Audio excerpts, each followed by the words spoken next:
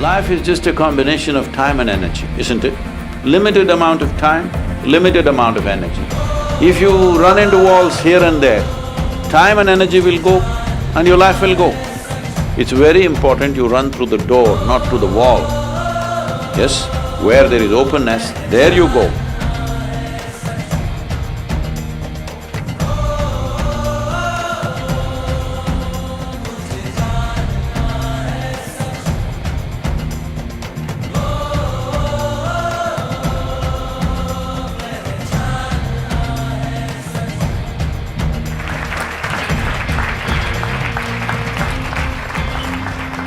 Good evening. Hey, I said good evening. Good evening. Okay. Please. So today, can everyone hear me? Cool. So today we're going to talk about two different buckets. One is about the self, and the other is self's context within society. Between those two, there's a very common theme of figuring out what our purpose is within self and society.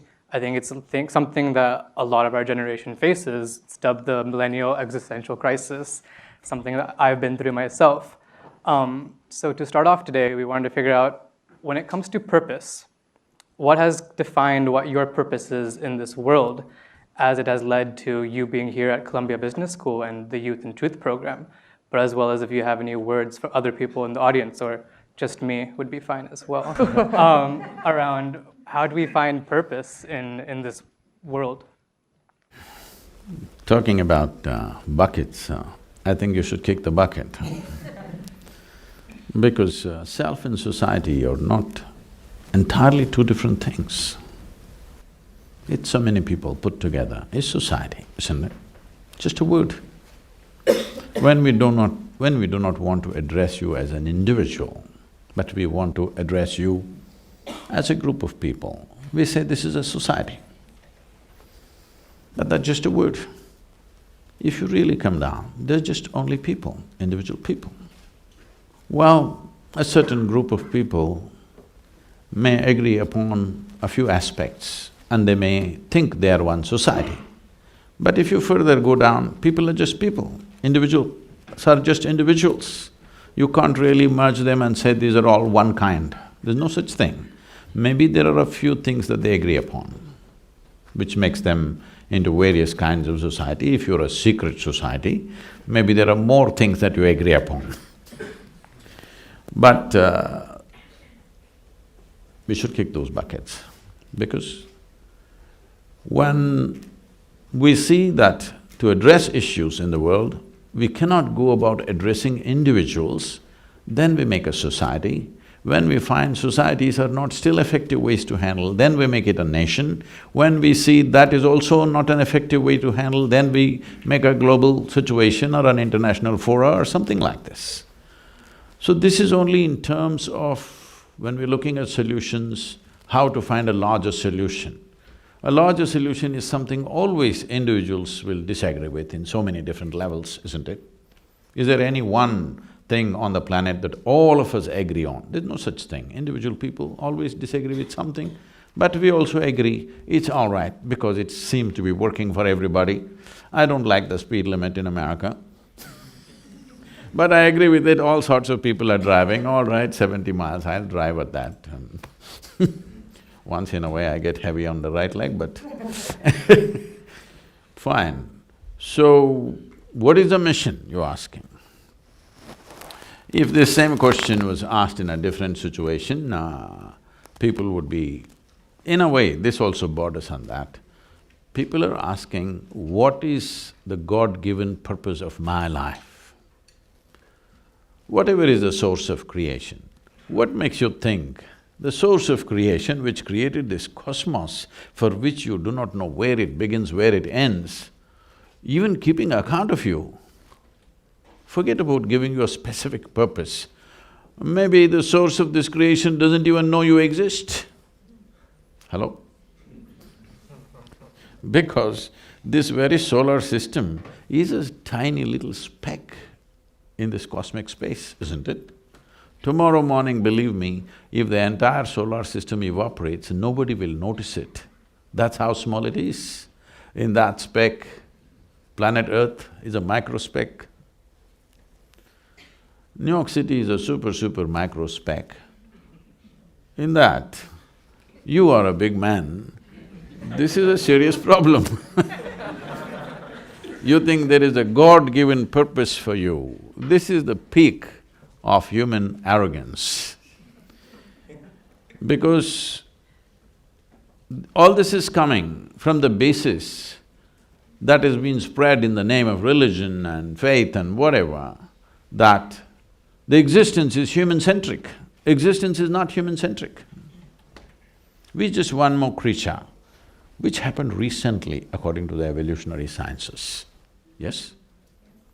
Even today, if you do not know this, if all the worms on the planet disappear today, in 12 to 18 months, all life will cease on this planet. If all the insects disappear, somewhere between 4.5 to 6 years, all life will cease on this planet. But if all the human beings disappear, the world will flourish, planet will flourish, all right? So, this sense of assumed, self-assumed significance that people have brought to themselves has made us walk with absolute insensitivity on this planet. Absolutely insensitive to every other life because we think everything is here to serve us. Ask an ant, does it want to serve you? Hello? Go sit on an anthill and check whether it wants to serve you. It doesn't want to serve you. It doesn't matter what kind of books you write for yourself, ants don't believe it. If you don't understand about the ants, you come to the southern Indian forest, the tigers definitely don't believe it, okay, that they are here to serve you, you will be served to them. So this idea, we must give it up because whenever people thought, wherever it was propagated, that I am doing God-given purpose, I am fulfilling, they did the most horrendous things on the planet. Whenever people said, God told me this, those people did the most horrible things. Hello? So it's time that we are here. As human societies, we have issues, we have problems, we have struggles. Whatever you think needs to be sorted out, and whatever you think is your aptitude to sort out, you pick up that damn thing and sort it out. It's not any God-given mission. You got to do something useful, because there is some joy in solving something. This is all the choice we have. You can either be a part of the problem or part of the solution. If you enjoy being part of the problem, do it, there'll be consequences.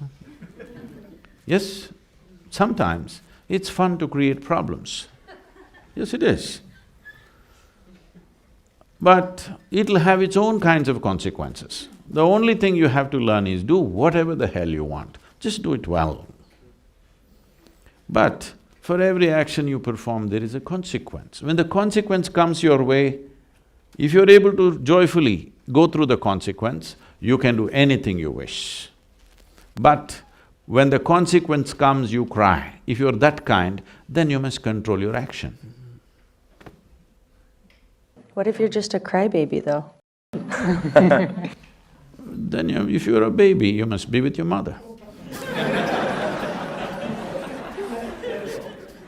Mothers, she said she has more than one mother, so I'm saying mothers. So on the note of purpose, one thing that I think that I'm constantly chasing is, and I would say I don't know when I've reached it, is the pursuit of happiness.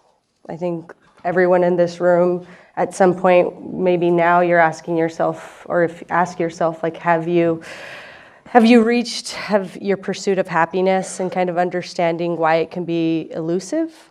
For me, happiness stems, like, I think of my family, because they're such a critical piece to my love and happiness, but oftentimes I feel like I lose sight of it when I'm in this room, when I'm at Columbia Business School, when I'm at work, because I'm trying to get to that next level, ultimately to help my family.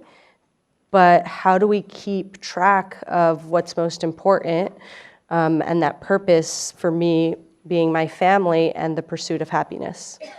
Say You're of Mexican origin. Family may mean a different thing to you. Ask Alex, family means crime.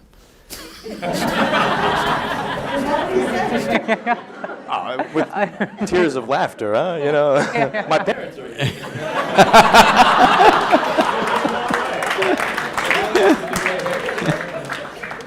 No, when a few decades ago, when the Italians said family, it meant crime, all right?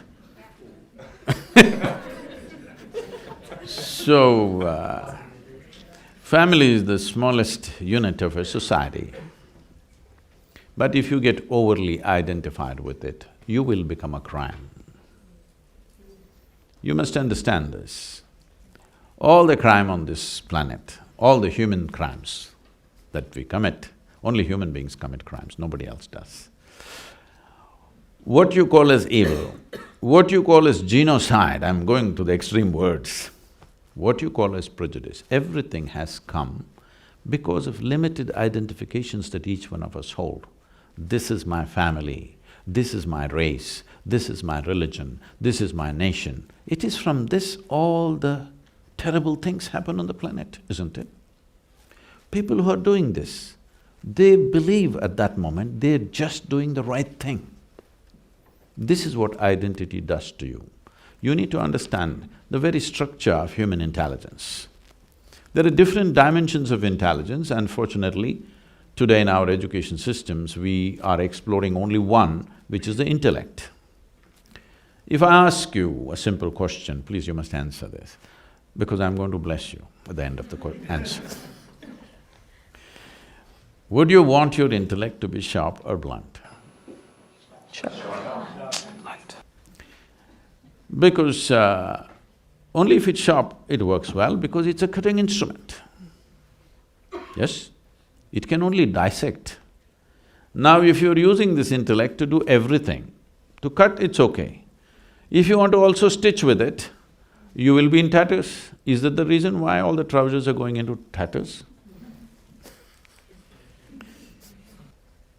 Essentially, a cutting instrument, if you try to use it on everything, it can cause a lot of misery. Right now, please see, for most of you, even though you're from Brooklyn, nobody ever stabbed you with a dagger.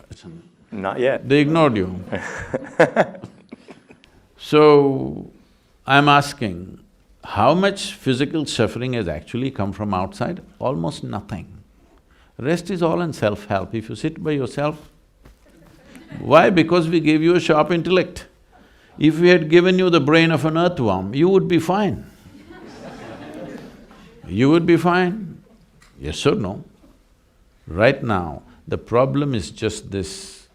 We have a cerebral capability which most human beings have not learnt how to handle. Hello?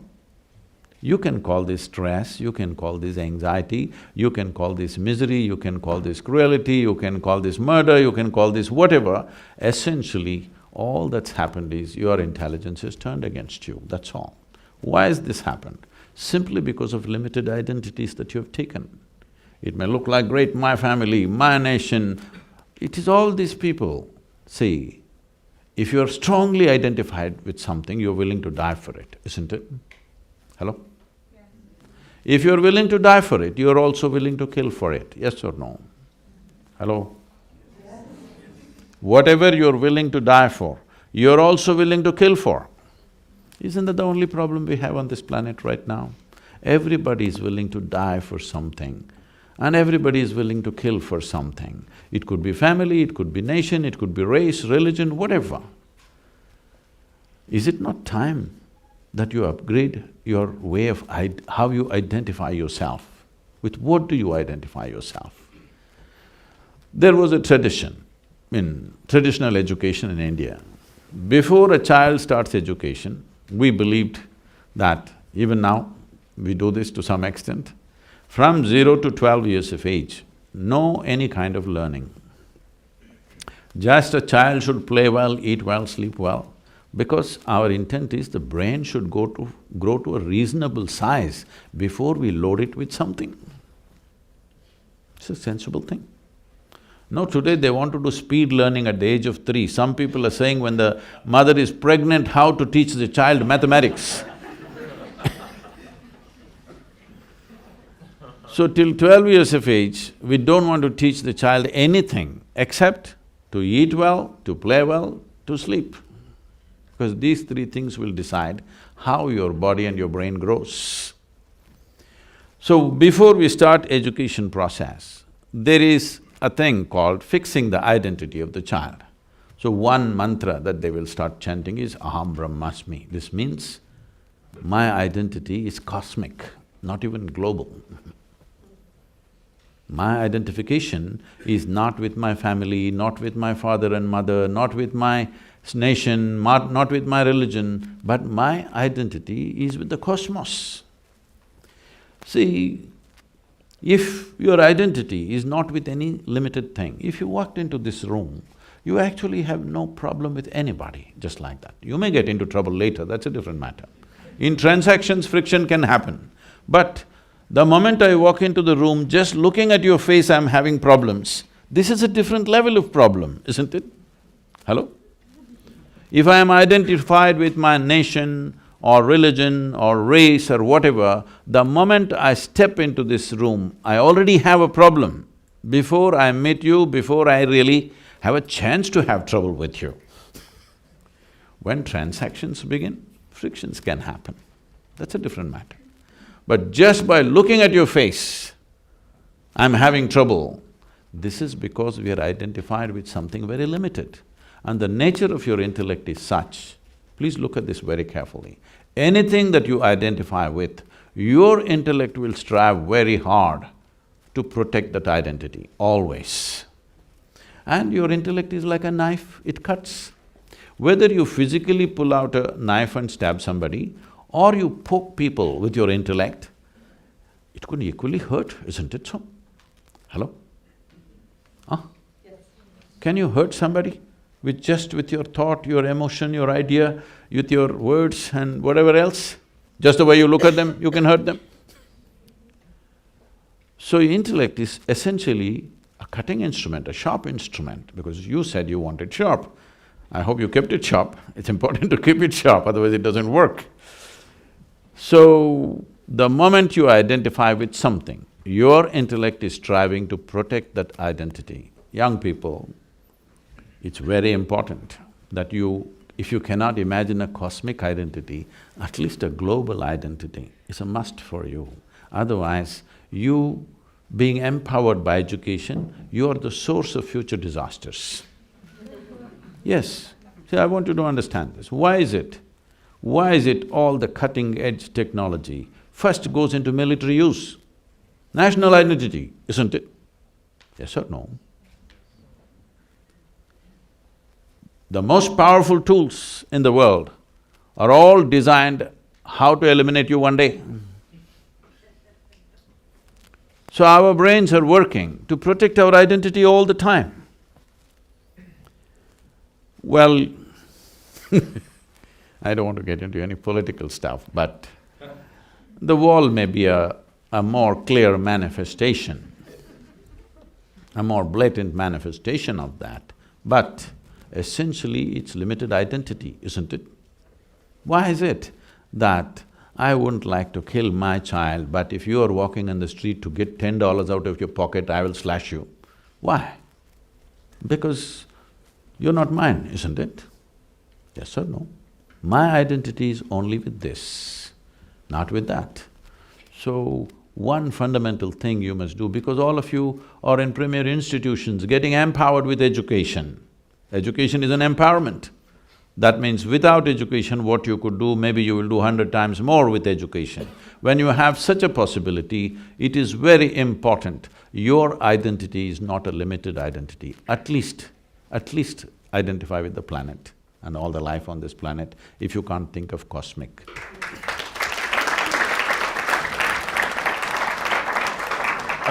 Thank you for that answer. That was really… I'm sorry, I was referring to the Italians, just… No, I think you touched on a lot of things that are quite pressing for us at Columbia, in the US, in the world at large.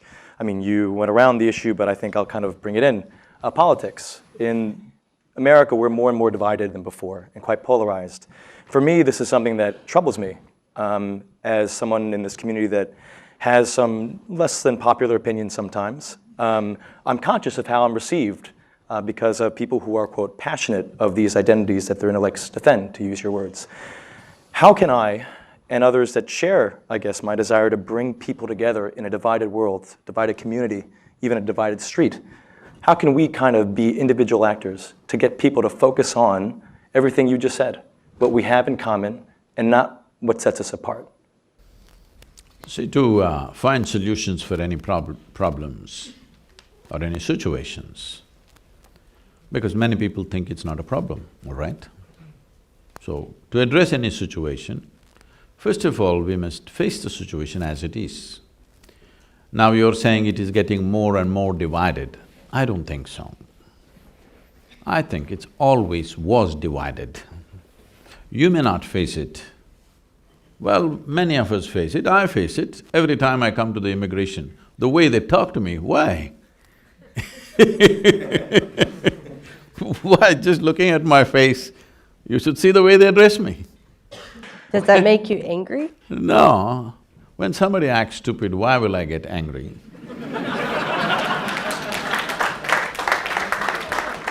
When somebody is exhibiting how small they are, compassion, not anger, pity.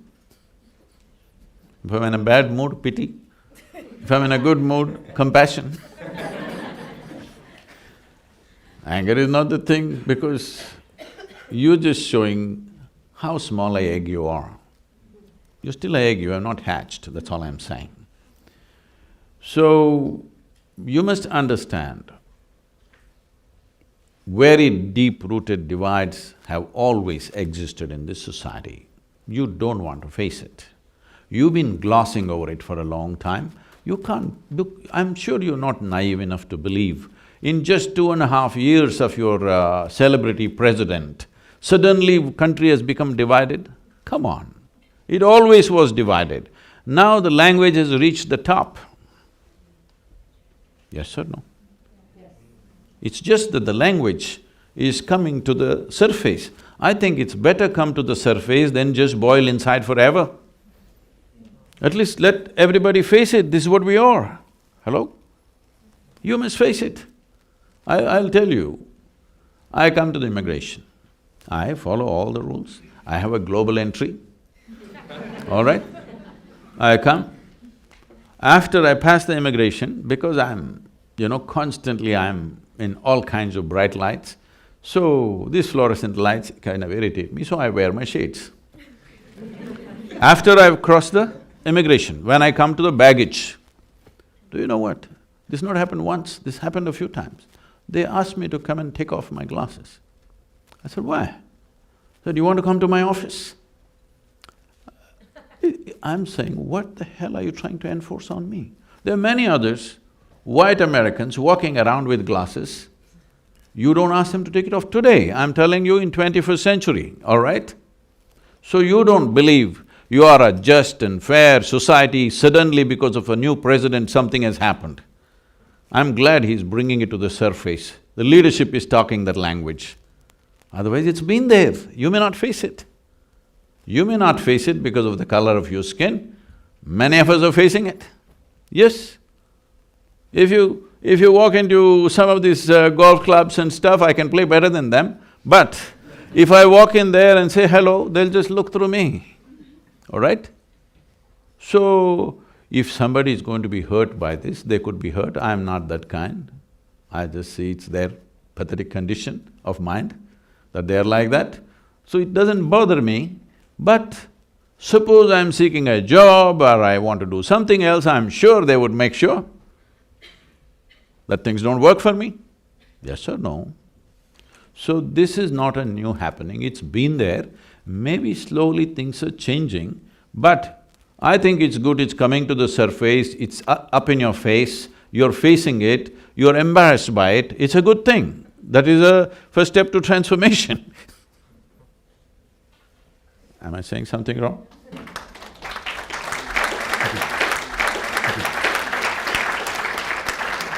first step to transformation is now it's out in the world. We see it. It's something, in India also we have divisions at an all-time high. What's now that second step that we can take as individuals going into the society? To improve it. See, again, you're repeating that. Even in India, it's an all-time high. It's not at an all-time high. It is just people and media is playing it up at a certain level, all right? Unfortunately, in a democratic society, there should be a free press.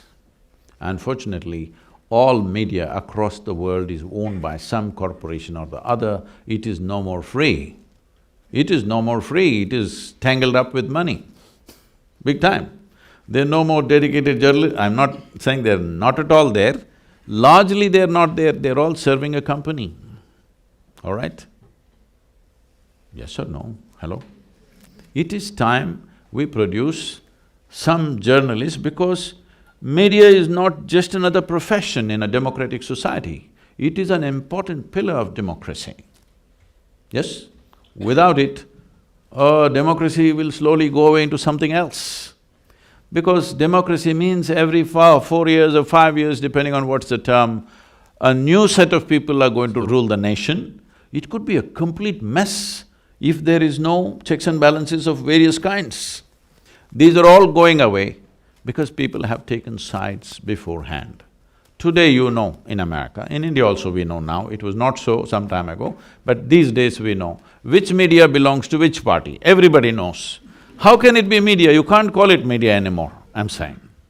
Yes? Media means what? They will report what is there, they can give a commentary about something, but essentially their business is to throw the facts at us, it's for us to form our opinions about what facts that come to us. But today, don't you already know which media belongs to which party?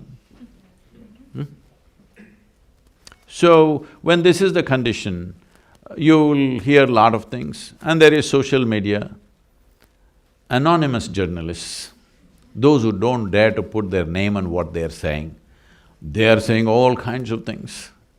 But you walk through the country and see, whether it's India or here, it is just the same as it was. There are problems and there are solutions, both are happening, isn't it? So, if you go off television and switch off your phone and walk on the street, you will see everything is quite fine. I just have one more follow-up. For, I guess, young future business leaders in this room, we are at the very center of business. Why are you ignoring me? Oh, yeah, well, you're a fashion icon, a guru, and more. We don't want to limit you just to future business leaders, And you have a great throw of a Frisbee where the videos were. But what role can we play when people aren't as enlightened as, I guess, the people in this room and can't really make the same connections as you? Because we do have agency, right? We are people that want to make a difference and are willing to kind of have the courage to, I guess, have compassion or pity, right? Depending on the mood we're in. How do we do this? Because I think that's something that I genuinely want to play a big role in, if I can be honest. I think it's something that I, at least, would like my life's purpose to have something with that. See, I'm sure in your own little ways, within the university, some sense of… you're bringing some sense of… I believe you're bringing some sense of equality and some sense of acceptance for all sorts of people within the university. At the same time, do not take this thing about becoming a missionary for something, because then without knowing what's happening to you, one day you will be totally skewed and off the place and you will be the source of problem. Once you take on something with missionary zeal, you will see, you will get so badly identified with it and you yourself will become a source of problem.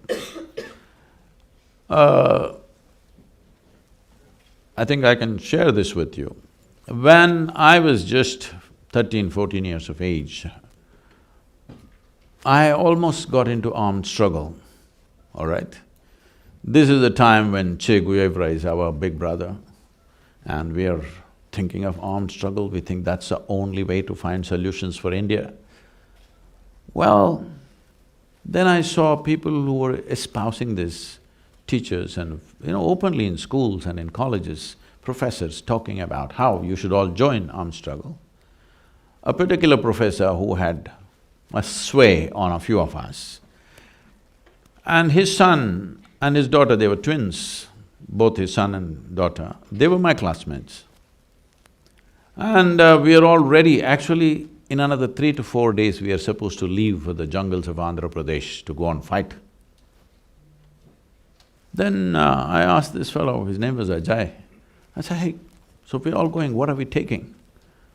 He said, no, I'm not coming. I said, why? No, my father doesn't want me to go. So he wants us to go. He doesn't want his son to go. Then I sat back and thought, what is this about? I thought, we are all in the revolution. Hey, you were revolution. I thought we are all in the revolution and suddenly, okay, the girl is not going because only the boys were going, all right, but at least this boy is supposed to go, he's just my age in my class. But no, father is saying, no, you cannot go because you can't die there. These idiots must die. And actually, I stepped back. I participated in various mildly bordering on revolution, sticking posters and doing this and that, giving that kind of stuff, writing very strong what we thought was justice, but actually when I look back and see, so juvenile and unjust by itself. At that time it looked like this is justice.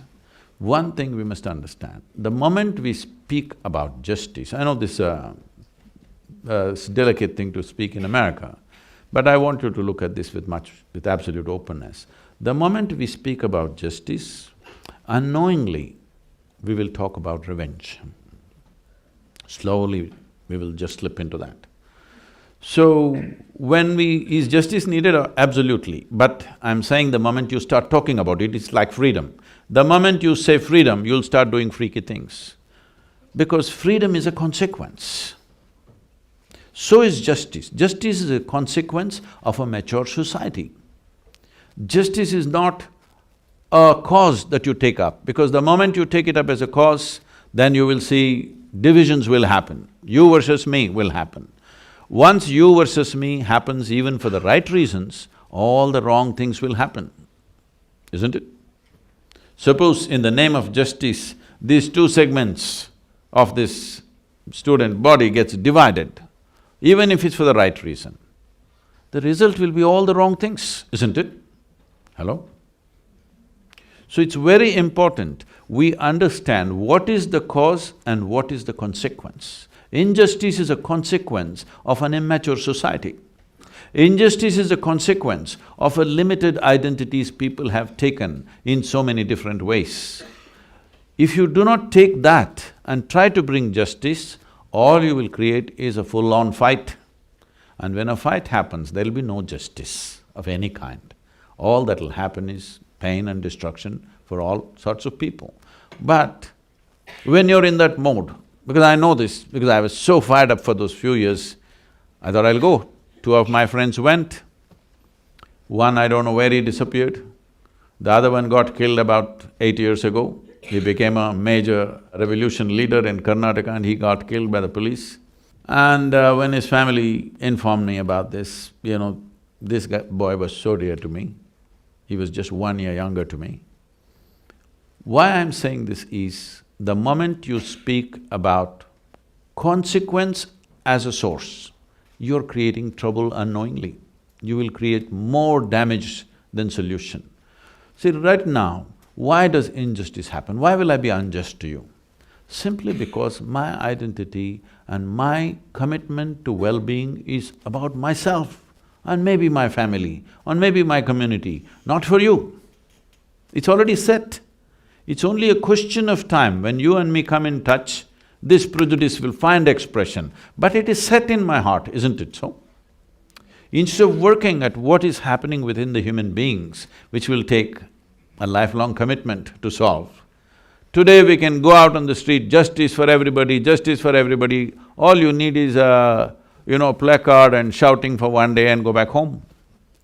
So always we will pick up consequences as a cause. Don't do that. Don't talk about freedom, talk about responsibility. If we live responsibly, we will have a free society, isn't it? If we talk about freedom, we will do freaky things. I come from that era where next to revolution was freedom, okay? We grew up in 60s. Freedom, freedom, freedom, all that happened is, by the time I became 35, at least 12 to 13 of my very close friends all died, either on motorcycles or because of overdoses. Yes, because freedom. So, freedom, justice, equality, these are all consequences of evolving a human being to a certain level of maturity. If you are not willing to do that work on individual level, that each human being here evolves to that level of maturity, if that you're not willing to do, these things will only cause more trouble.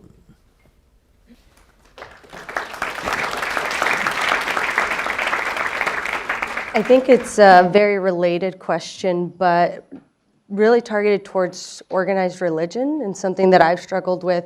So I understand, the pursuit of freedom, justice, but oftentimes what I've struggled with in regards to religion, I grew up Catholic, I'm Catholic, is its view and limited acceptance of the LGBT community. And the fact that I am LGBTQ and trying to understand how I fit in, and oftentimes I was not accepted. It depended on, how progressive a church was, but how do you see religion playing a role in the justice, in being more tolerable, compassionate towards people from different sexualities? A bishop went to the mental asylum, not as a patient but to give a talk. So they gathered people like this. He spoke. Nobody was listening to what he was saying, they were all busy with their own things. But there was just one guy in the front row who without batting an eyelid was listening and drinking up every word that he was talking. Nobody else, not a single person was listening except this one guy. After an hour-long speech, the moment the talk was over, that guy got up, went there, like there is a dean in the hall, there was a medical professional there. He went to him, said something to him and then left. So the bishop was very eager to know what that guy said, because nobody else was listening, he was the only guy listening. So bishop inquired with the doctor, what did that guy say? He was listening to me very keenly. So the doctor said, he just asked, why am I in and why is he out?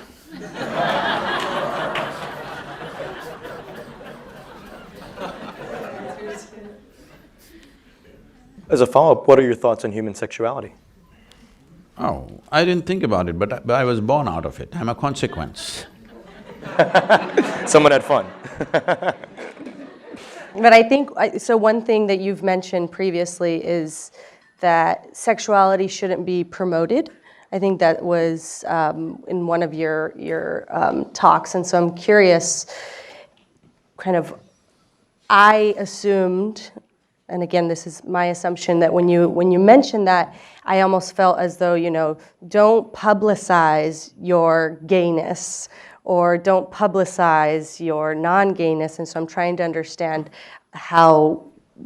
why you said that, like you're thinking around it. I thought this is one aspect of life which doesn't need publicity, anyway people will go for it, doesn't need any marketing, I said. Hello? If you want to sell a drink, you have to market it. If you make a movie, you have to market it. If you write a book, you have to market it. Sexuality does not need marketing. Hello? It's been on for a million years without any marketing, all right? So I said, why are you publicizing it? Everybody will do what they have to do. What individual people do with their bodies is their business, it's not of public debate. So, I think we're about to wrap up our questions and we're gonna open up questions to the audience. So we have the two questions. Before we get there, my favorite topic, Rohan mentioned food. You cook yourself. I believe Isha has also published a cookbook. Can you talk a little bit about food from the yogic perspective? Or what are things that we should be actively doing on a daily basis if I do choose to go the less sinful route one day? when it comes to food. you? Less sinful in terms of the gluttony that I do endure with food. What are tenets of the diet that we should be looking at? And sorry, if you have a favorite recipe to share. Right now we're running two good restaurants and another 3, 4 okay restaurants. Because I am also a food buff, not for eating but for cooking. Don't get much time these days to spend that kind of time, but at least my daughter certifies that I'm the best cook in the world, so it can't be wrong. So, I carefully… This is a very unique type of recipe because we are families who have come from Andhra Pradesh at one time, Telugu families, who moved into Karnataka, a particular kind of region where the spice is available in its 100 different forms. So, our families have been initially martial families, later on they became business families. The men who go to war and the men who go out of the country for business, those days when there is no text and email and all this, when they go, the only way the women can get their men back is by holding by the tongue. It's the taste of the food because they've gone out, you know, they were going out to Burma, Japan, those things way back, I'm talking a couple of centuries ago. Now they have no reason to come back. Because it's not like today you hop onto a plane and back in few hours. It's months of journey, you kind of tire. What's going to bring you back? It's the taste of food. Wherever you go, this spice is just eating you up. So they always came back. So they said, we hold them by their tongues, otherwise these idiots, you can't hold them any other way. So lot of culinary expertise, enormous mastery over these things. So I picked up a little bit. With that, I prepared a kind of a set of menu for this restaurant. Today, it is rated as the second best vegetarian restaurant in Asia.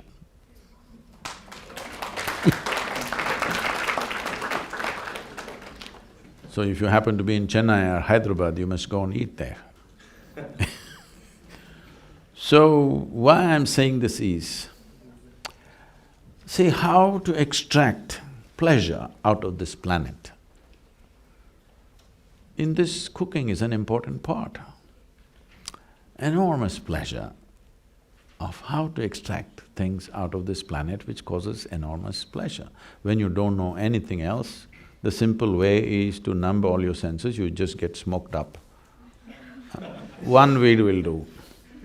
But to prepare this meal, you have to go out into the garden or the jungle and pick specific things for different things.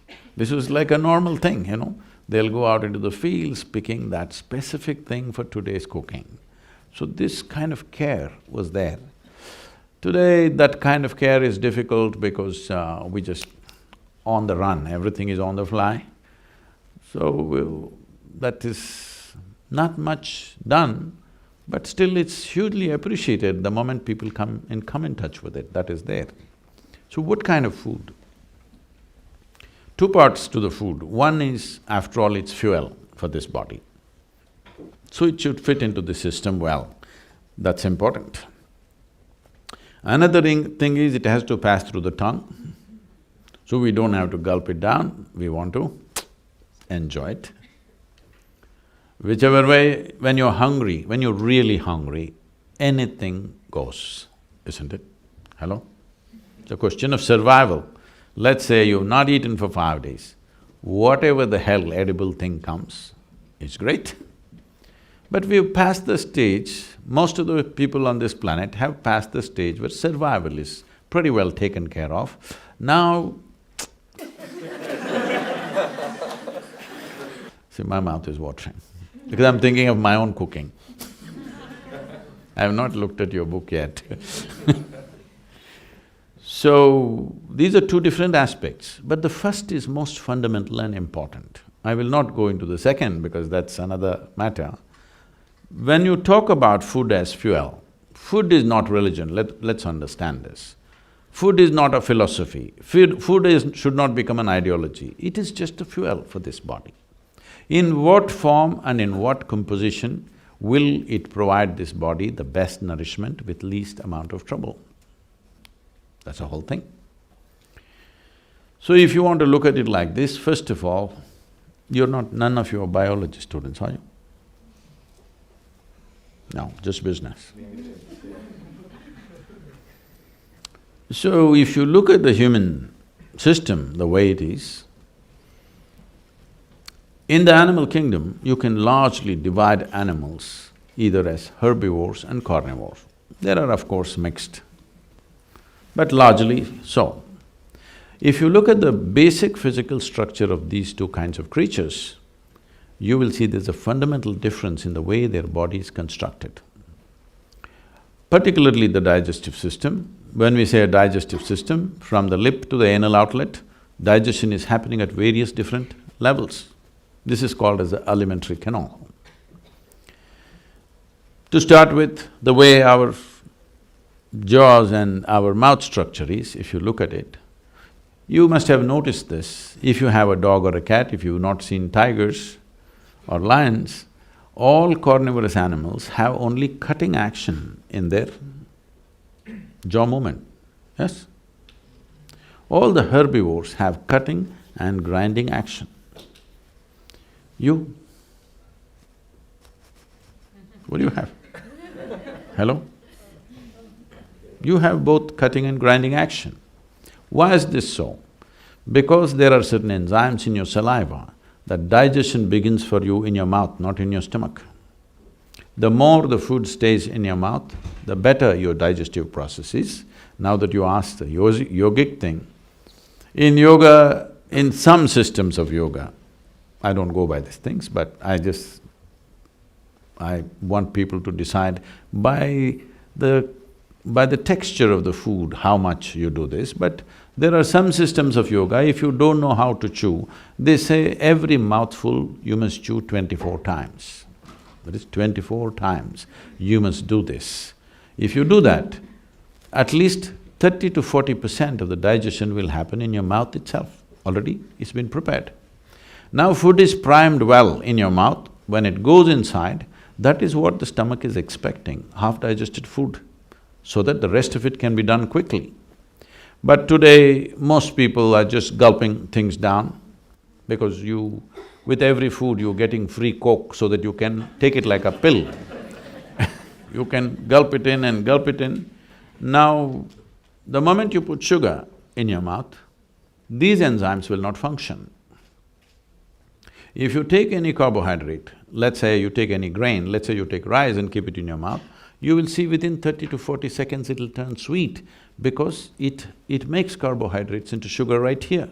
But if you put sugar in your mouth, immediately that system gets reversed and that process won't happen. So with your food, you're having some sugar-loaded drink, immediately this part of the digestive system is gone, you're not using it at all. So everything is on this. So this is being overloaded. It's not just an accident that 50% of the world's antacids are consumed in United States of America.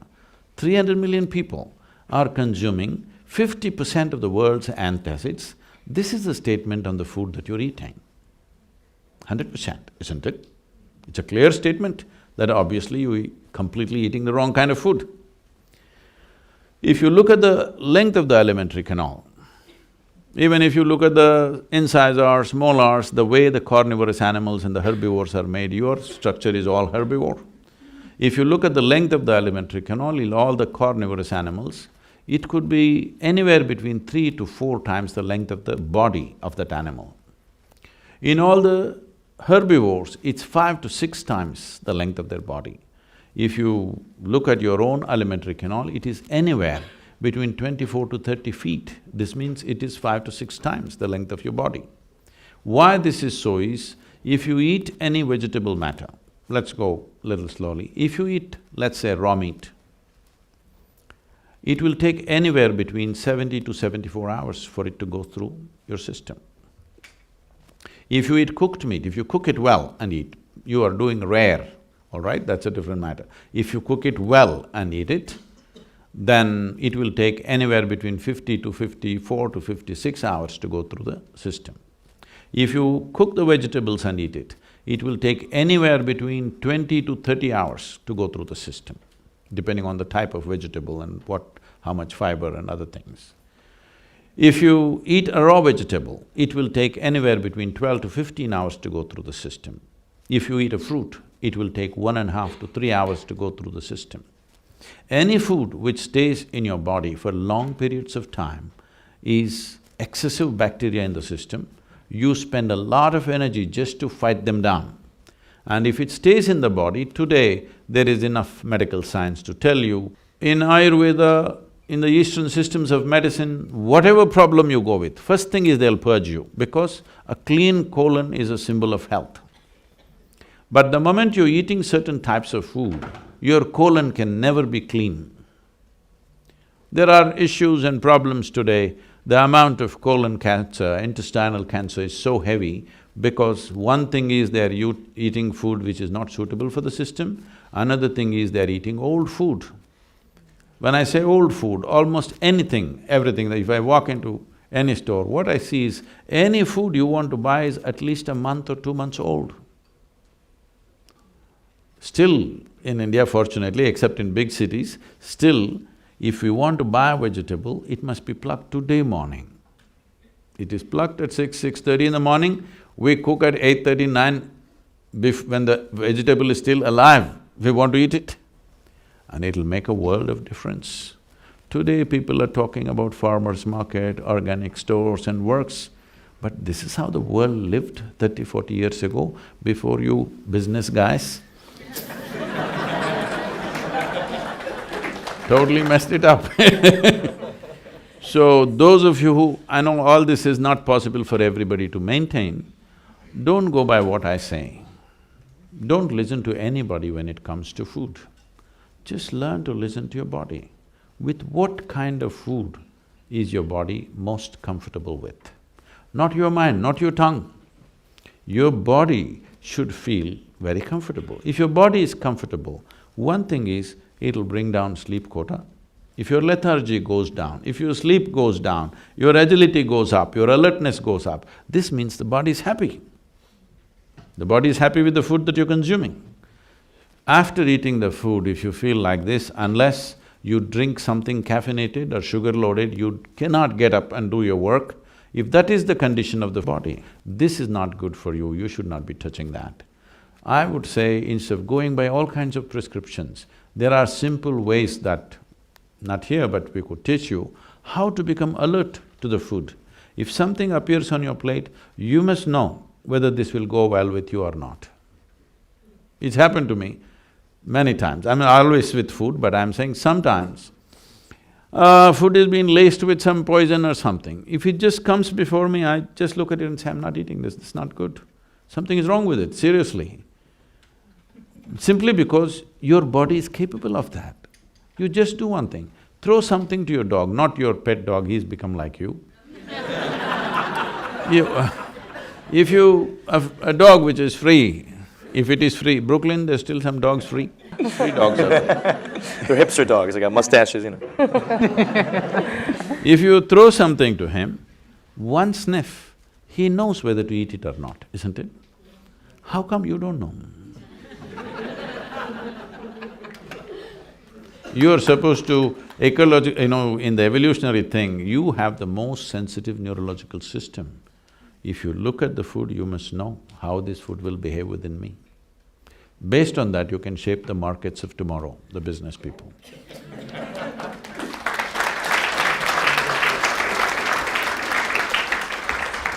So on the note of what we're consuming and putting in our bodies, one of the things that I'd like to know the truth about is the increase in addiction. I would say in the US is the lens that I'm looking at. It's something that has personally really touched a lot of the loved ones in my family and friends, and I see it as a growing trend amongst my generation and younger generations using it as a coping mechanism. Why do you think people are doing this, looking to drugs to solve their problems, and what is an organic way for them to solve that? It is a natural process of graduation. Last generation went on alcohol. This generation is upping it a little bit. They don't want to do the same damn thing. Bigger dose. There was a time when alcohol was illegal in this country, you know. It went wild, bootlegging, you know, we're from Tennessee, our center is in Tennessee. So, bootlegging or moonshining, whatever you want to call it. So it went out of control. Then the government decided it's better to put a tax on alcohol and make money, which they did.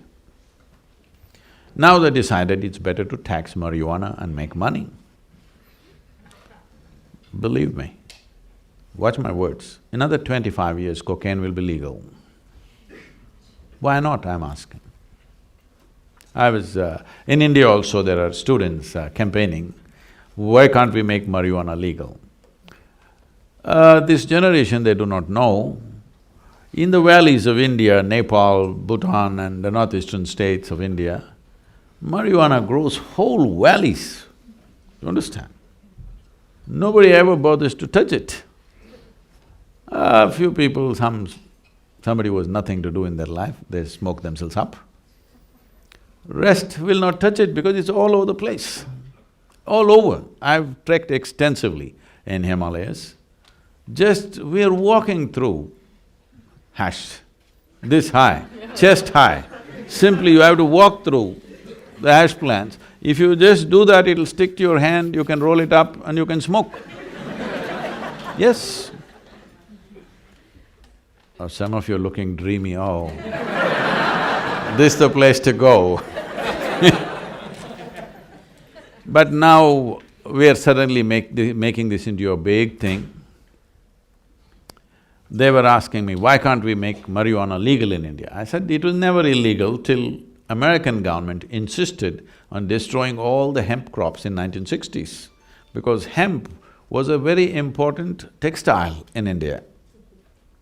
But in 1960s, they insisted from America because they couldn't make out the difference. Though hemp and marijuana are same species, they are of a different kind. Hemp grows up to 15 feet, marijuana grows just about 5 to 6 feet tall. They're different, but same species. They said, no, you have to destroy it, because they thought it's all coming from the hemp farms. Hemp was hugely cultivated, but they burned down all the hemp farms. So all the marijuana moved to Afghanistan. So, they were asking me, why can't we make it legal? We can. Right now the term, I don't know what terms you use, it's called smoked up. You're using the same terms? Hi. In India, it's smoked up. Smoke is just cigarette. Smoked up is the weed. So I said, see, it's very simple, we have nothing against anything. It is just that a human being is always trying to enhance his or her life all the time. How do you enhance your life? Some foolish people believe by acquiring things they will enhance their life. But even if you live in a palace, you could be miserable. Yes? Enhancement of life will happen only by heightening your faculties. How your intelligence works, how your perception works, heightening your faculties is the only way enhancement of life will happen. Experience of life is enhanced. So I asked, suppose you want to fly in a small plane and you find the pilot is smoked up. You want to fly with him? That's it. Said, okay, you're not getting the point. You need a serious surgery. Then the surgeon comes and he's smoked up. You want the surgery? Says, no. So you understand with lowered faculties, he will not make a good pilot or a good surgeon, how come you believe you will make a great student?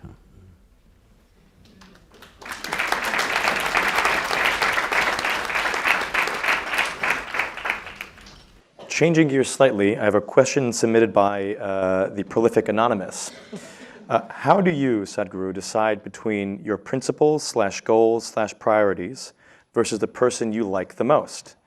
The goals and principles both come from the same mind/heart. And I will note, Anonymous used the word like, but we can also use love in there too. But I guess the question is, how do you reconcile your own goals and principles versus the person you like or love?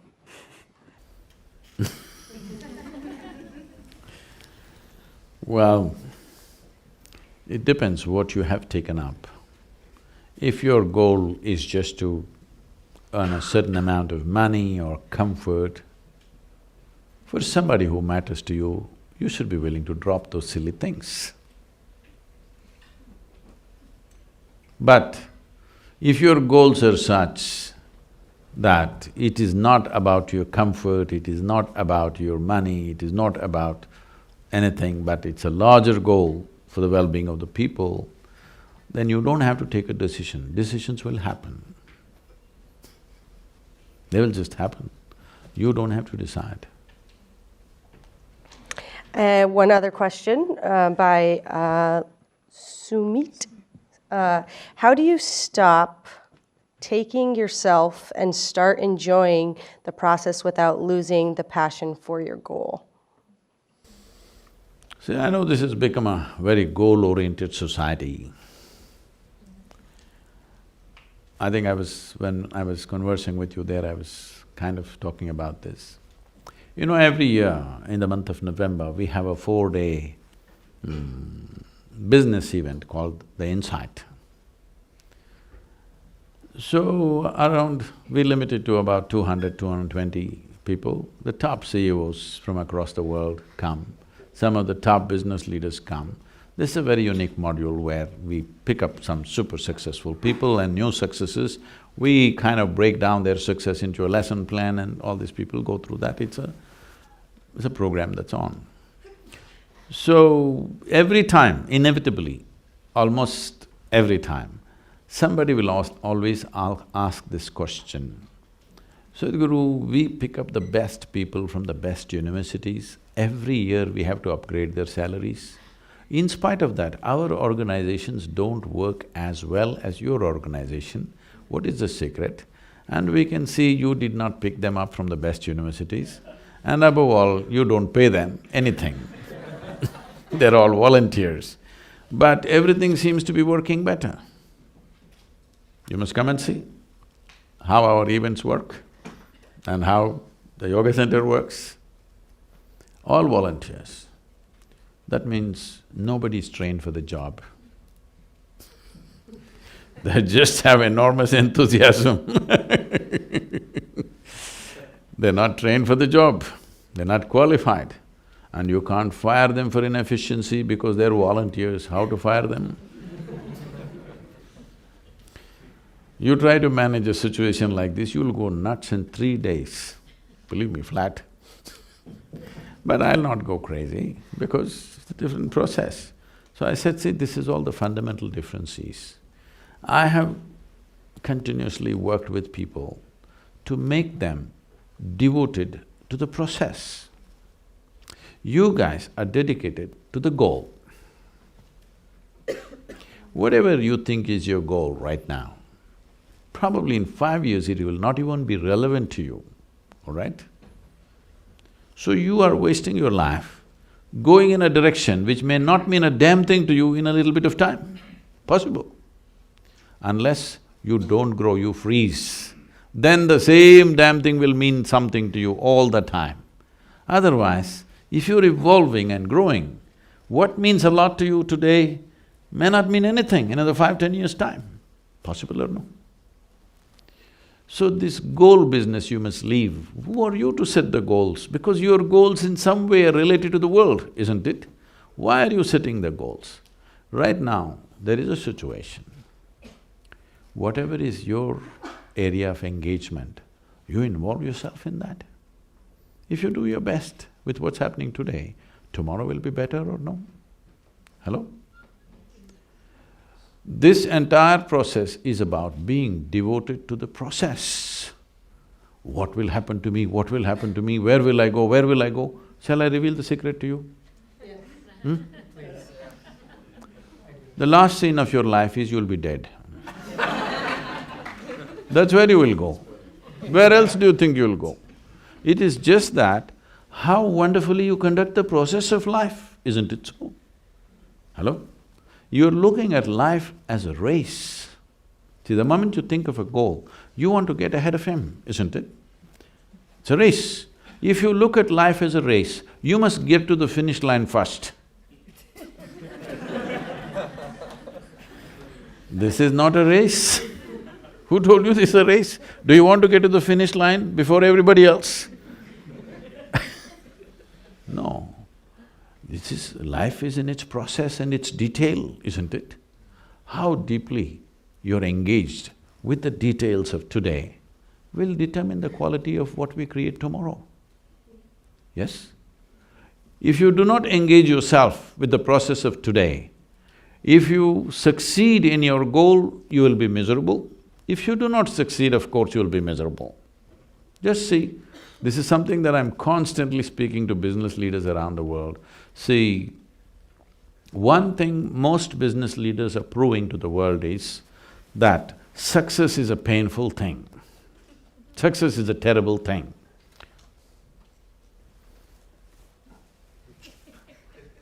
I was just talking to a group of board members of one of the top companies in India. This is a multinational company. The board meeting, all of them should come with jackets and ties for the board meeting. I said, see, people make you board members because they put their money. Common people have put their money, nation's economy is involved with the success of your company and variety of things. But they made you the board members because they believe you guys are sensible people. You will do something that they cannot do with their own money, isn't it? Isn't it the reason why somebody invests in somebody's company? That you are going to do something with my money that I am not able to do by myself, that's the idea. But you guys come with a jacket and tie in 40 degrees centigrade. I don't think you got any sense in you. Oh. This is your mindset. What kind of decisions are you taking? See, in 40 degrees centigrade, you have a necktie. Should you not display sense in every aspect of your life? Can you be just sensible in one thing, rest of it you can do in a stupid way? Is it possible? If you're sensible, the very way you walk, you conduct yourself, everything you will conduct yourself sensibly, isn't it? So this is very important. This is because we become goal-oriented. No, you must become process-oriented. If you are devoted to the process, goal will happen. In India, this is a big question, everywhere we go, the last question will be, Sadhguru, that's okay, but Indian team, how can we beat Pakistan? Cricket team. I say, don't bloody try to beat Pakistan, for that there is Indian army.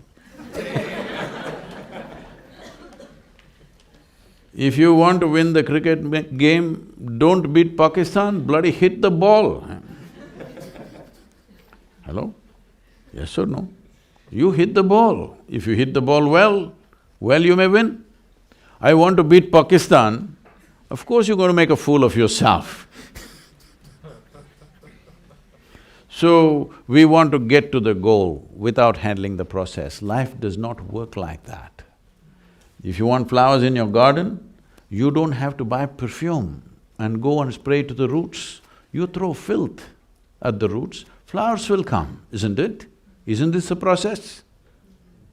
Do you become a good gardener because you sit in… I'm sure a whole lot of people in New York City are doing this, they sit in front of their plants every day, they meditate, flowers, flowers, flowers. Doesn't work like that. You take care of the soil, the manure, the water and the sunlight, flowers will come. Consequence is not your business, process is your business, isn't it? If you do the right things with what's happening right now, consequence is coming. If you get engaged with the consequence, you will become miserable. Whether it comes or it doesn't come, both ways you will become miserable. So I think we have about 30 minutes to take audience questions. If anybody has, just shoot right there. Namaskar, Sadhguru. My name is Radha Kulkarni, and I'm a Columbia alum and studied policy here, not business. And I work at the United Nations now.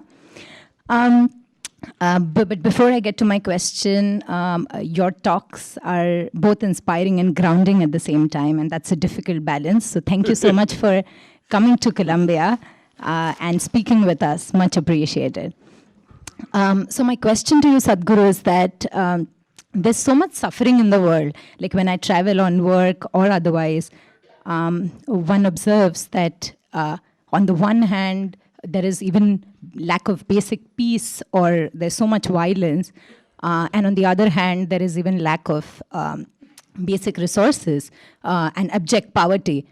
So I would be curious to hear your perspective on why does every single person have such different starting points in life, which would mean like a child based in Africa doesn't even have water and is perhaps will die of malnutrition, has a very different starting point than, say, a billionaire's child who is perhaps sitting somewhere in the middle of North America. So why this disparity? And then how and where it sits in the larger scheme of things, or in the cycle of the cosmos or life, if there is, if that's how we call it. And also then that gets me to the question of then who are we? That's a very Indian question.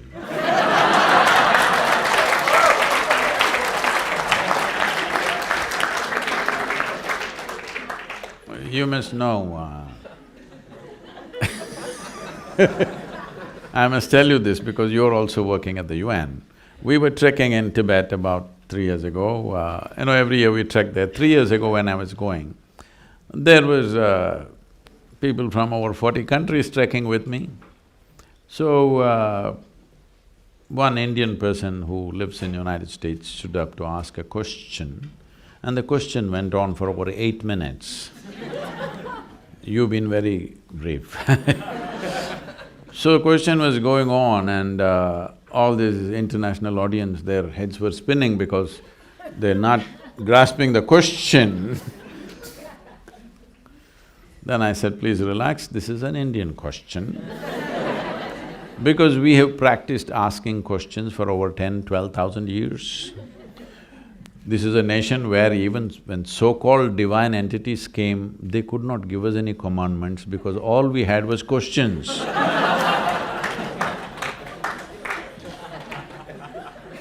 Relentless questioning. Then one Chinese lady who was working in United Nations for more than 30 years, she said, Sadhguru, even in those 30 years when I worked in United Nations, only Indians asked questions. Anyway, so why there is disparity? I thought you know the answer. There is disparity because those who have don't care about those who don't have. It's very simple. Those who have want to take more and more. Those who don't have, just don't have. There are various aspects. It found expression in many different ways, started with imperialism, and even now we're always seeing, every nation is seeing how we can take the maximum resource from everywhere else, isn't it? So, we know the source of the problem. What is the solution? The question. So, solution-wise, see, in 2016, they are telling me, some studies say, that in 2016 we produced enough food for 18.6 billion people. But we were only 7.1 billion people on that day. But still, 35% of the planet is malnourished. You were talking, you know the statistics better than me, you're in the United Nations. when we are producing 3 times more food than we actually need for the population, still 1/3 of the population is starving. Millions of children die of malnourishment all over, not just in Africa, even in India. India has the highest malnourished population right now. You know, it's an evolutionary process. You know Charles Darwin? He told you that you were all monkeys, not me, okay? He told you were all monkeys and you became human. And today, the genetic scientists are saying that the difference between you and a chimpanzee in terms of DNA is only 1.23%. 1.23% is not much of a difference, isn't it? Huh? Hello? Not much of a difference, isn't it? So physiologically, that's how close we are to a chimpanzee. But in terms of our intelligence and awareness, we are worlds apart from a chimpanzee. Right now, largely, the first question started with that, largely our identities are still biological. If you say my race, it's biology. If you say my family, it's biology, isn't it? Largely, human identities are still biological. When you're biological, you're set within a small boundary. And when you're biological, your instinct of self-preservation is at its highest. In your intelligence or in your brain structure, there is something called as a reptilian brain, which is approximately the size of your fist here. So that is still working like a reptile, fixing boundaries all the time and trying to protect that boundary, which finds expression in so many different ways. But there's another dimension of intelligence, which is the cerebral cortex, which makes you a human being today, which thinks and struggles with these issues. If you were a tiger, you wouldn't care that, you know, a goat's child is hungry, you wouldn't care because after all it's your food, all right? But once you become a human being, you actually don't care, but still one part of you which makes you human makes you struggle. You need to empower that. As a humanity, we need to empower that your instinct of self-preservation must go down and the longing to expand, which is always there within us. See, today it is finding expression as ambition, conquest, or maybe simply shopping. What is this all about? You want to be something more than what you are right now, isn't it? Yes? Now the question is, if you become something more today, tomorrow are you fully settled? No, you want to be something more and something more and something more. So you seem to be going towards some kind of goal in installments. I'm asking you right now, how much more will settle you for good? What do you think? How much more? Suppose I make you the queen of this planet. Will you be fulfilled? I'm asking. I'm asking you. Don't look at me hopefully. I will not commit such a blunder. I will not commit such a blunder, but I'm asking you, suppose we put a throne on the North Pole and made you sit there, the queen of the planet, would you be fulfilled? No. You will look at the stars, you will look at the galaxies. This is the nature of the human being, because there is something in this human being that doesn't like boundaries, wants to expand limitlessly. But right now the consciousness is constipated. You know what's constipation? That means things happen little by little. You want to expand, but you want to do it in small measure, as if you're going to live here for 1,000,000 years. So you have to move, every human being, all these business students, you must move from your personal ambition to a larger vision. Ambition means constipated expression of growth. Vision means seamless expression of growth. This must happen to you. How much should you grow? You should not determine this. You must gas yourself fully, make yourself competent, enhance your competence, let's see how far it goes. Yes? Let us see how far it goes. Why should you fix the limit? Because whatever limits and whatever goals you set are just an exaggeration of what little you know today, isn't it so? Huh? Yes or no?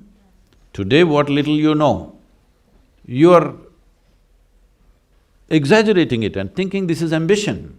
No, this is constipation. I know being in the university, now you passed out, being in the United Nations, you have much knowledge about many things. But all your knowledge, even if you have studied the libraries on this planet, all your knowledge is a minuscule compared to what this cosmic space is, isn't it? If you identify with this minuscule knowledge that you have, you will become a minuscule. Because you're such a minuscule, endlessly you will feel insecure about anything and everything that's happening to you. See, he lives in Brooklyn, still nobody stabbed him. What are you insecure about? In yoga, we have another system. We call this the intelligence of ignorance. We always identify with our ignorance because our knowledge is so small. Our ignorance is boundless. Yes or no? Huh? What we do not know is boundless, isn't it? What we know is so little. So you identify with what you do not know, then your life will expand rapidly. Your intelligence will stay alert through your life. If you identify with knowledge, your intelligence will sleep and you'll make a fool of yourself with a big degree. Yes, it's very important. If your human intelligence is on, it is very natural to be inclusive. If your reptilian brain is on, it is very natural to be exclusive, to put up walls. So as a human society, as nations, we have put up walls and walls and walls for everything, isn't it? The very damn marketplace is a big wall, it's a Wall Street, all right. The markets are controlled so that everybody does not thrive. Yes or no? Markets are controlled, industry is controlled so that everybody does not thrive. Anyway, you didn't ask me what happened to this food that we grow for 18.6 billion people. You must find out, you're in the UN. You must find out, all of you must find out, why we produce food 3 times than what we need and still 1/3 of the humanity is starving. Why? Shouldn't your humanity want to find out? Please, you must find out.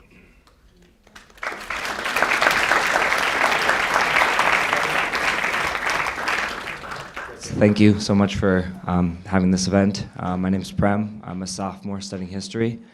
And my question is about this idea of a cosmic or global identity. I think it's no secret that many of us here, no matter where we came from before this, we now have a certain level of privilege for being at a place like Columbia. And I think I'm confused as to whether this notion of a global or cosmic identity almost is predicated on a sense of privilege, and that certain people in this world don't necessarily have the privilege of being able to look beyond their most immediate surroundings, whether it's because of discrimination, racism, sexism, and so on. So how can we as people that maybe do have more privilege leverage that to make that global identity mean something more than just us talking about it here? This happened in Columbia University. 2 young ladies met. One of them said, "I will not marry till I turn 30. Another said, "Well, I'm married, but I will never turn 30.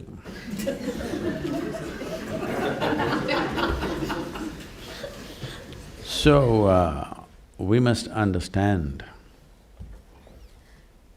the investment in problems that people have made. When my business is… your problems are my business, I don't want your problems to go away. Hello?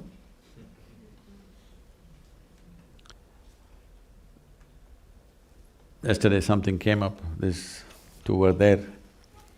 This came up because Yesterday morning I read something terrible happening somewhere in some part of the world. People keep sending me, though I am not in the UN, all the terrible things that happen. Before it comes to the news media, it comes to me in so many different ways. So, I was at the Economic Forum at Davos and there's a big thing going on about Sudan. American celebrities posing with this starved-out child, photographs and everywhere, and compassion and stuff. I appreciate the intention, I'm not against it. Everybody has to do it in their own way, I'm not against that. But in the same video, they were showing all these militants taking automatic weapons and death everywhere, massive, large-scale rape, and simply, if you're a man, you'll die, if you're a woman, you get raped, all right? It's almost like that. That's southern Sudan was like that some time ago, now it's coming to some kind of sense. So these guys are just shooting, dozens of them, simply shooting in the sky. So I said, see, these guys are not shooting at somebody, they're shooting in the sky. That means they have limitless supply of armaments, all right? You can't take away the guns from them, but the bullets, they seem to have. The gun that they're using, I know what they're using, I know what caliber it is. There are just 8 companies which are making these bullets, armaments. 6 of them are in United States. All you have to do is, I'll give you the address. You just lock down this. In about 6 months' time, when they run out of bullets, at least they have to hack people. The number of people killed will go down at least. Once they don't have bullets, other people will know how to deal with them. Yes or no? I'm saying, when my trouble is your business, will you give it up? So, as young people who are going into the business world, don't think you have to go there as a victim of what is existing right now. I'm not trying to blame everybody. This is how we've shaped it. All of us are responsible for this. Till now, this is how we've done business. It is time to change it. And last 20 years, everybody… there are lots of commentary in social media, why is he always with corporate leaders? Oh, he's become corrupt, he's moving with this person, that person. Because I see today, if you want to change the world, not just business world, if you want to change the world, how we do business has to change. It is not the success of military, it is not the success of politics which makes a nation, it is the success of business which makes a nation. So how are we conducting our business is important. If you don't transform the business leaders, how the hell are you going to change anything? When I was at the Economic Forum, somebody important there asked me, Sadhguru, if we have to do one thing for you to transform this world, what is it? I said, just give me 25 people for 5 days. I will change the world in the next 2 to 3 years. They asked, who are these 25 people? I named the top 25 leaders of the top 25 nations in the world. I said, see, normally with ordinary people, 2.5 days is enough to transform them. But these are politicians, so 5 days, I'm just taking insurance. 5 days you give them to me, if the way they think and feel about everything around them, even if there's a 10% change in the way that they are looking at the world, if they become 10% little more inclusive, the world will change dramatically, believe me. The food that we made for 18.6 billion people, one thing is we don't have to exploit the planet so badly to feed 7 billion people. And on that, 1/3 of them are hungry. This can be solved if these 25 people make up their mind. Yes or no? Hello? So it is very important. Today you're sitting here in the university as a student, but tomorrow you are part of a larger company. Well, when you join up, you may not be able to decide how to run this company. But don't become a victim and give up. This is all the choice you have.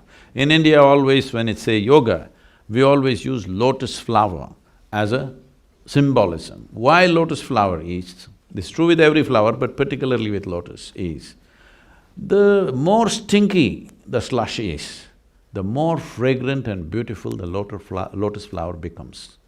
So we always use this, that this is the way a yogi should be. When you see filth, you can become allergic to it and become an ascetic if you wish. Or when you see filth, you say, everywhere filth, let me also become filth. Lot of people become this. Or another way is, you transform the filth into your flower. This choice you have, wherever you are, whatever role you play, you have this choice. You are always a part of the solution, not a part of the problem. This one thing you do, depending upon your competence, let's see how far you go.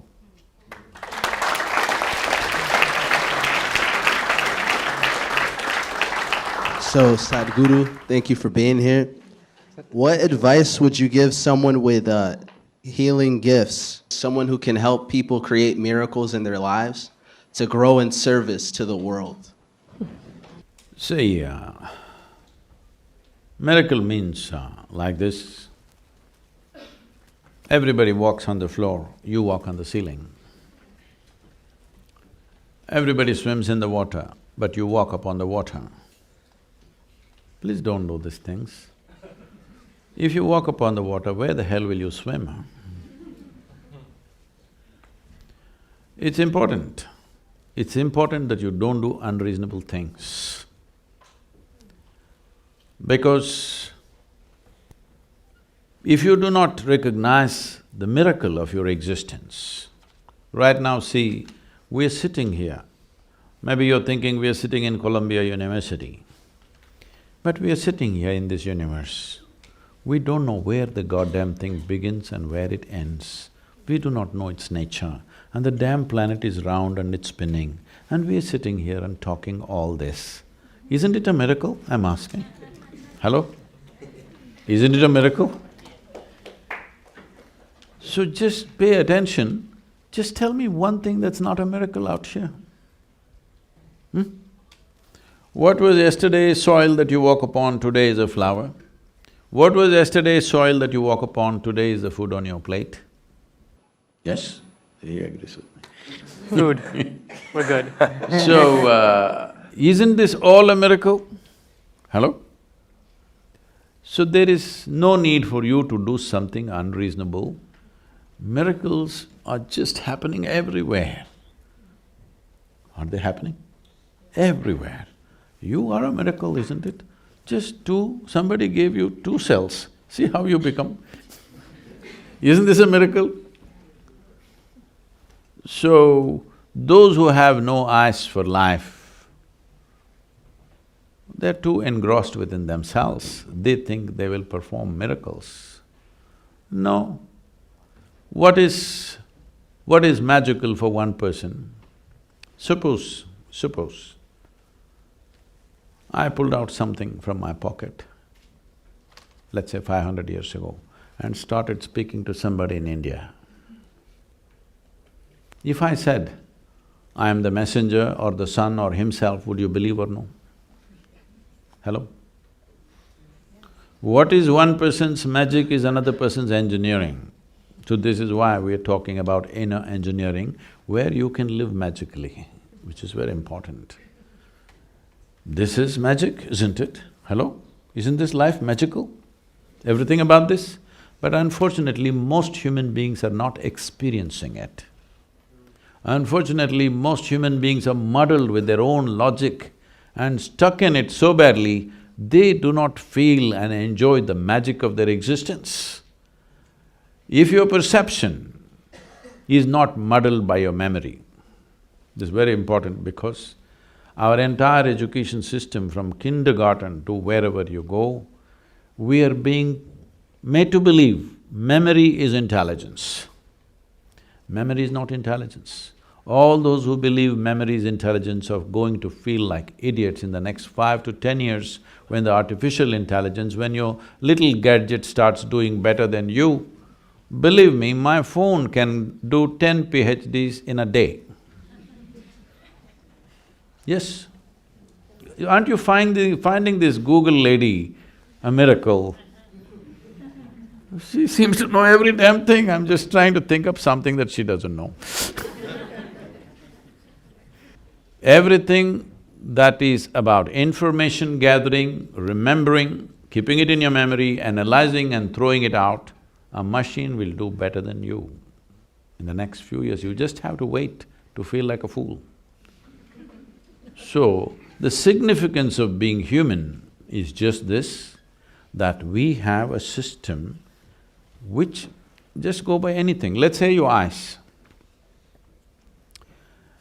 The visual apparatus started developing. Even now there are certain fish in the oceans where their skin became photosensitive. That means they could sense what is light, what is darkness. That is their level of seeing. From there, our eyes have developed to this point on this planet. Our eyes, our neurological system, our brains are the highest level of development that's happened. So our experience of life is capable of being magical. For all those of you who are trying to magic by snorting or smoking or something, let me tell you, a little magic happens there also. I'm not somebody to look at this as a moral issue. It is just that it's destroying the possibilities, that's our only concern. Isn't this the most sophisticated chemical factory on this planet? Human mechanism? Hello? Now the question is only, because you're all business guys, the question is only, are you a great CEO or a lousy CEO? That's all. If you're a great CEO, you will get what you want out of this. If you're a lousy CEO, you get tension, anxiety, misery. I get ecstasy. Thank you.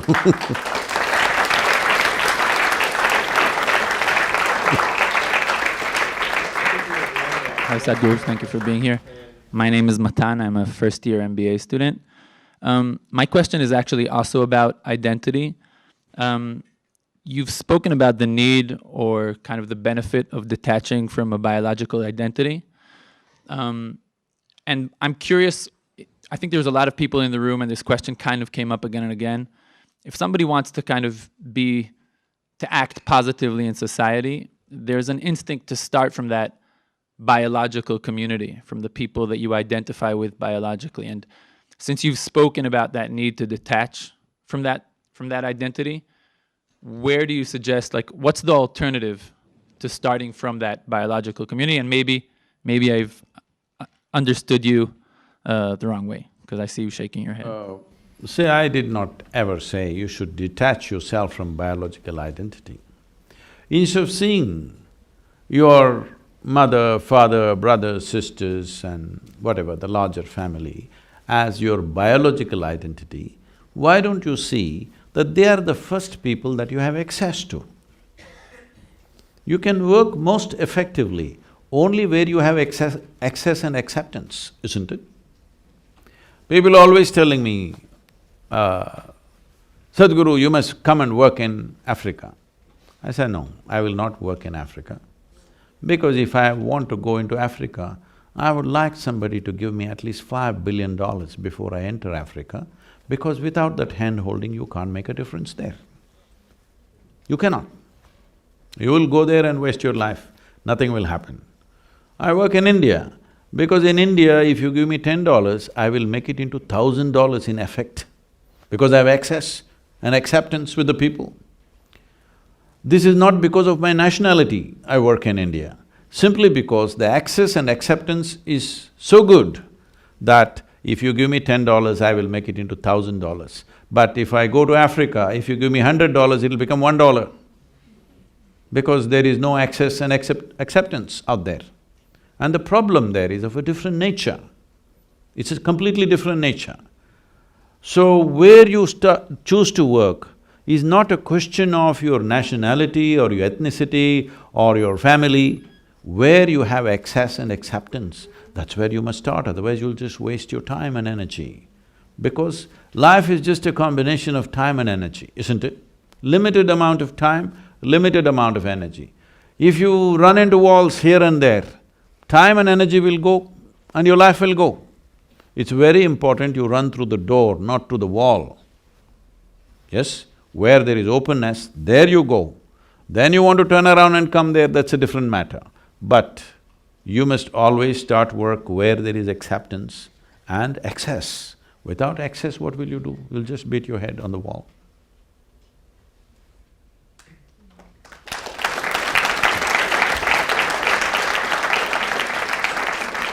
And if you have a great idea, if you cannot even sell it to your family, you're not going to sell it to anybody. The last thing we're going to close with for Youth and Truth is, what worries you the most about the youth of tomorrow? What? What worries you the most? Oh, I'm not the worrying kind. Because this nonsense that every generation is worried about the next generation, I'm not that kind. The previous generation was worried about me. And they didn't know a thing about me, they just worried about me. I'm not worrying about you. I'm not, because I know with all your madness, you'll figure out things as things go by.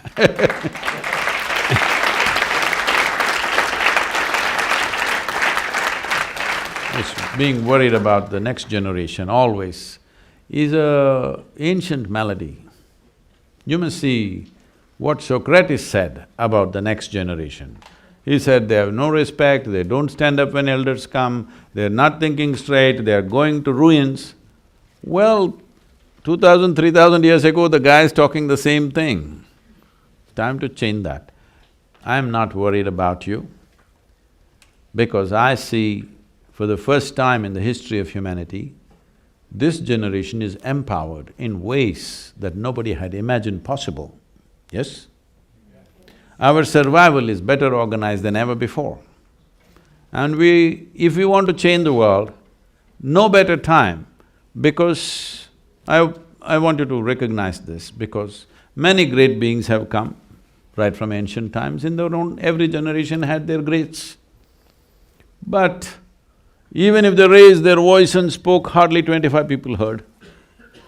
Today, if you have something sensible to say, you can say to the whole damn world. Do not underestimate that. So one thing you should do as business people and young people is clean up that space a little bit. All kinds of idiots are saying things loudly, sane things are not really getting across. Yes?